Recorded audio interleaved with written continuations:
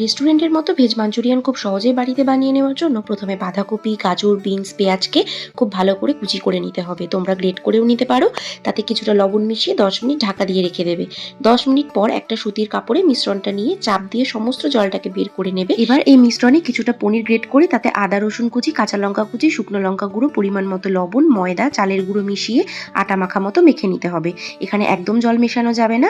এবার এই মন্ড থেকে ছোট ছোট বলস বানিয়ে নিয়ে সেগুলোকে মাঝারি আঁচে ডিপ ফ্রাই করে নেবে। সব বলসগুলো ফ্রাই হয়ে গেলে এবার হাই ফ্লেমে প্যানে তেল গরম করে তাতে কুচানো আদা রসুন, পেঁয়াজ, ক্যাপসিকাম আর লবণ দিয়ে একটু সটে করে নেবে। এরপর এতে শুকনো লঙ্কা গুঁড়ো, কাশ্মীরি লাল লঙ্কা গুঁড়ো, vinegar, tomato sauce, soya sauce, red chilli sauce দিয়ে 1 থেকে 2 মিনিট ভালো করে কুক করে নেবে। তারপর এর মধ্যে কর্নফ্লাওয়ার মেশানো জল দিয়ে খুব ভালো করে মিশিয়ে নিয়ে ভেজে রাখা বলসগুলো দিয়ে 2 থেকে 3 মিনিট কুক করে নামিয়ে নিয়ে গরমা গরম পরিবেশন করো আমাদের ভেজ মাঞ্চুরিয়ান।